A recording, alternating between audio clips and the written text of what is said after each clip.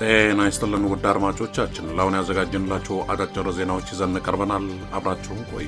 ወቅታዊ ታማኝና ፈጣን መረጃዎችን ለመከታተል ቻናላችንን ታይም ሚዲያ ሰብስክራይብ፣ ሼር እና ላይክ በማድረግ ቤተሰብ ይሁኑ። ይህ ታይም ነው። ጤና ይስጥልን ውድ አድማጮቻችን፣ ለአሁን ያዘጋጀንላችሁ ዜናዎች ይዘን ቀርበናል። የብልጽግና አገዛዝና መከላከያ በሰሜን ወሎ እየደረሰበት ባለው ሽንፈት በመደናገጥ በዛሬው ዕለት በሰሜን ወሎ ከተሞች ሰማይ ላይ የተዋጊ ጀቶችና የድሮኖች ቅኝት ሲያደርግ መዋሉን ከቦታው የተገኘም የቪዲዮ መረጃ ያመላክታል።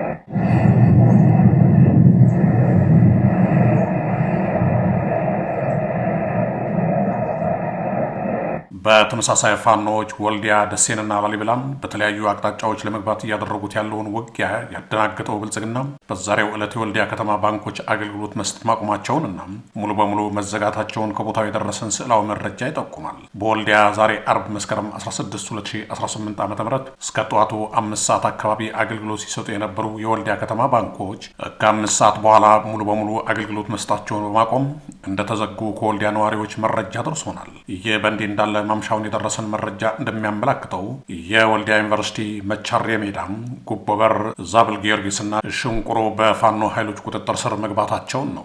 ይህ በእንዲህ እንዳለ ትላንት የፋኖ ኃይሎች በመከላከያ ሰራዊቱ ላይ ባደረሱት ከፍተኛ ጥቃት ምክንያት በወልዲያ ሼክ መሐመድ አላሙዲ ስታዲየም ውስጥ ሰፍሮ የሚገኘው የመከላከያ ጦርና አመራሮች አንድ መስመራዊ አዋጊ መኮንን ለደረሰው ጥቃት ተጠያቂ ነህ፣ ለፋኖ መረጃ አቀብለሃል በማለት ትላንት ማታ እንደረሻነቱና በዚህ ክስተት የተቆጡ በቦታው የነበሩ የተወሰኑ ሰራዊቶች የእርስ በርስ ግጭት ፈጥረው እስከ መታኮስ እንደደረሱና የተገደለው መስመራዊ መኮንን የአማራ ተወላጅ መሆኑንም ከቦታው የተገኘ መረጃ ይጠቁማል። እንዲሁም በፋኖ ከተያዙ ብዛት ያላቸው ከተሞች እነመርሳ፣ ስሪንቃ፣ ስታይሽና ሐይቅ ከተሞች ይገኙበታል ተብለዋል።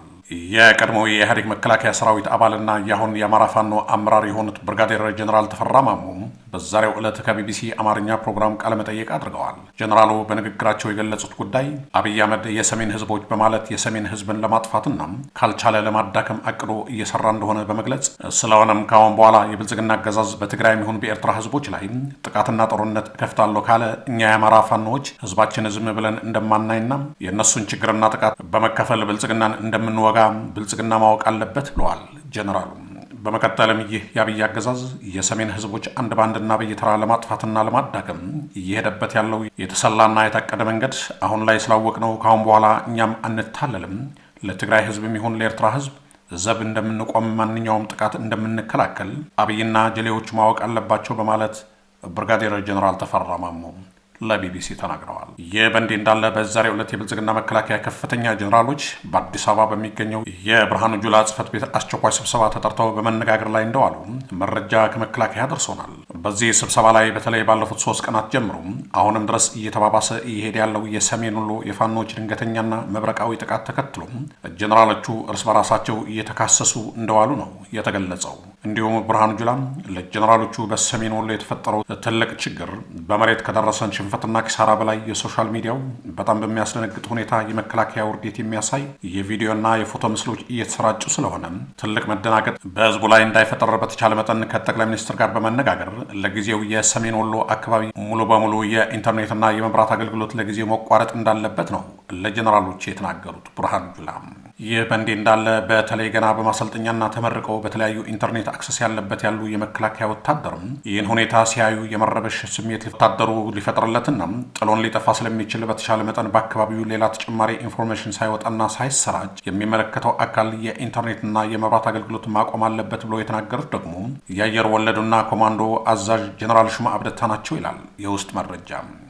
ውድ አድማጮቻችን እንደሚታወቀው ብርሃኑ ጁላ ከወራት በፊት ለሕዝብ ተወካዮች ምክር ቤት ባቀረቡት ዓመታዊ ሪፖርት በአማራ ክልል ተፈጥሮ የነበረው ፋኖ የተባለ የዘራፊዎችና የሽፍታ ስብስብ ቡድንን በማያዳክም በመደምሰስ አሁን ላይ እነዛ ከመደምሰስ ተርፈው በየገዳማቱና በየሸለቆው እየተደበቁ ያሉትን የፋኖ ኃይሎች ለቀማ ላይ ነን። በሪፖርቱ የታገዘ መረጃ እርግጠኛ ሆኜ የምነግራችሁ 90% ፋኖ ተመቷል፣ ተደምሷል፣ ጠፍተዋል በማለት ንግግር አድርገው እንደነበር ይታወቃል።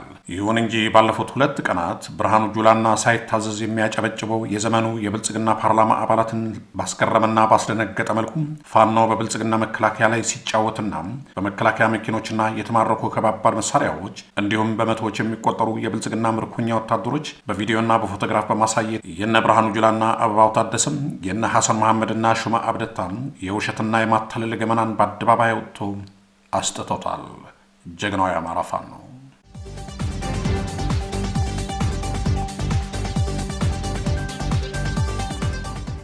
ሰሞኑን በሞስኮ የሩሲያ ግሎባል አቶሚክ ፎረም ላይ የኢትዮጵያው መሪ አብይ አህመድ መገኘቱ ይታወቃል። በዚህ የሩሲያ የአቶሚክ ስብሰባ ላይ የተገኘው አብይ አህመድ ብቸኛው የአፍሪካ መሪ ነው ተብለዋል።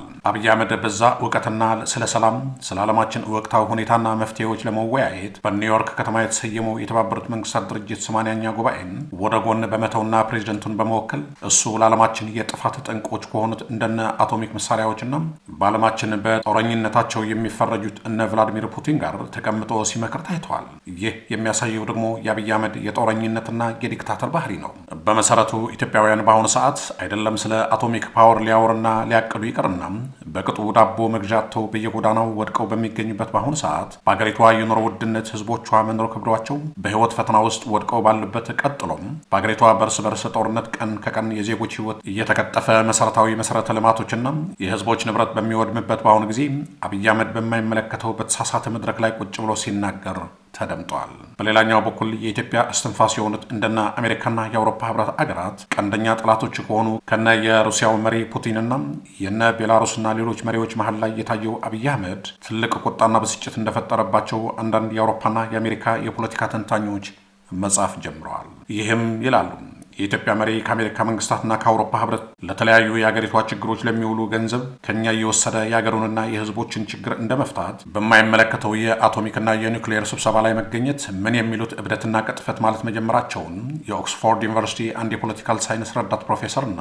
የአፍሪካ ቀንድ የፖለቲካል ስታዲ ተመራማሪ ማርክ ኦቦንጉሉ በትዊተር ገጻቸው ጽፈዋል። አብይ አህመድ በአገር ውስጥ ኢትዮጵያውያንን ለመግደል ከአሜሪካና ከአውሮፓ ህብረት እንዲሁም ከተባበሩት መንግስታት በሚያገኘው የእርዳታና የብድር ገንዘብ የጦር መሳሪያዎችንና ድሮኖችን እየገዛም በአገር መቀለዱ ሳይበቃም አሁን ላይ በማይመለከተው ጉዳይና በማይመጥነው ቦታ መገኘቱ በእነ አሜሪካና አውሮፓ ሀገራት ቀይ መስመር መጣስ ነው። አገርን ለነ አይኤምኤፍ አሳልፈው በመሸጥ የተለቀቀለትን የሚሊዮኖች ዶላሮች ብድር በአገር ውስጥ ያለውን ችግርና የኑሮ ውድነት በቅጡ እንደ መፍታትና እንደ ማስተካከል የአገሪቷን 60% ህዝብ መብራት የሚባል የማያውቅ ህዝብ ይዘን ስለ አቶሚክ ፓወር ለመነጋገር ሩሲያ ድረስ መጓዝ ይህ ሰው ኢትዮጵያውያንን ምን ያህል እንደሚንቃቸውና ለራሱ ያለው የተዛባ የአእምሮ መቃወስ ፍንቱ አድርጎ የሚያሳይ ሆነዋል።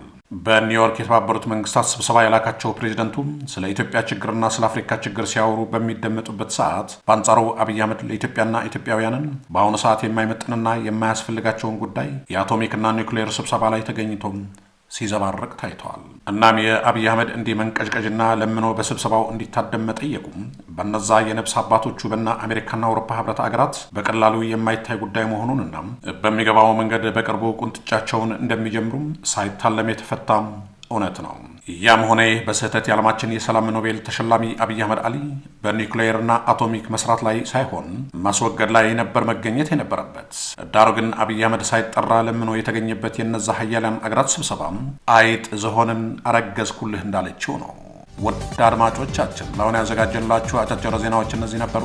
በቀጣይ እስከምንገናኝ ሰላም እያላችሁበት። ታማኝ ወቅታዊና ፈጣን መረጃዎችን ለመከታተል ቻናላችን ታይም ሚዲያ ሰብስክራይብ፣ ሼር እና ላይክ በማድረግ ቤተሰብ ይሁኑ። ይህ ታይም ሚዲያ ነው።